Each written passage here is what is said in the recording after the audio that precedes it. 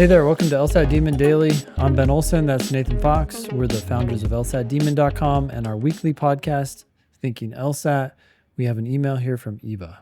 Hello, Ben and Nathan. I've been studying for the LSAT for about a year now. I took the test 2 times this year in August and September, but scored below where my practice tests indicated that I could score on both administrations. I made my decision to delay my law school admission cycle a year and take more time to get to where I wanted to be.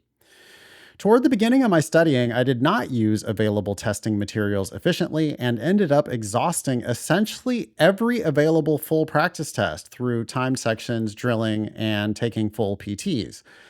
I'm signed up for the April administration, but I have a few concerns about how indicative my practice test scores will be of my performance.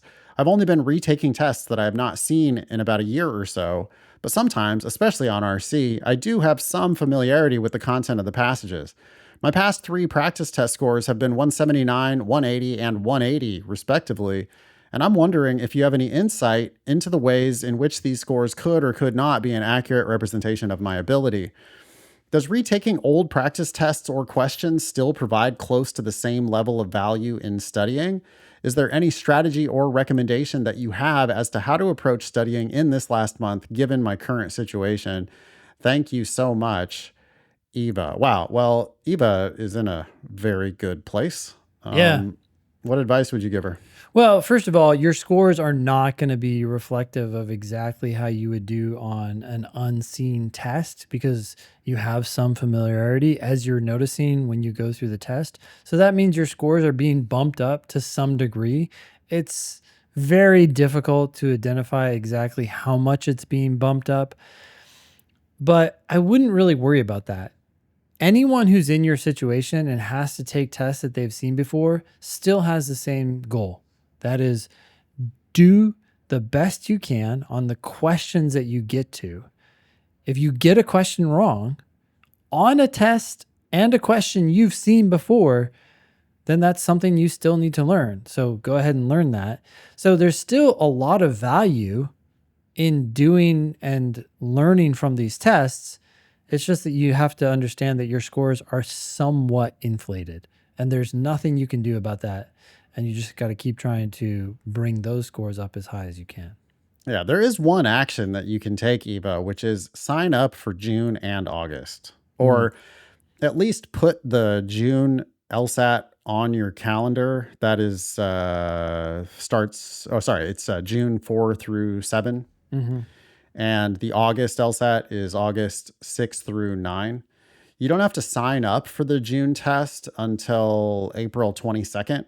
That's the deadline. So you will have to sign up for the June test before you get your score back from the April test. So I would go ahead and sign up for the June test if I were you, Eva. And I would keep a sharp eye on the August test as well.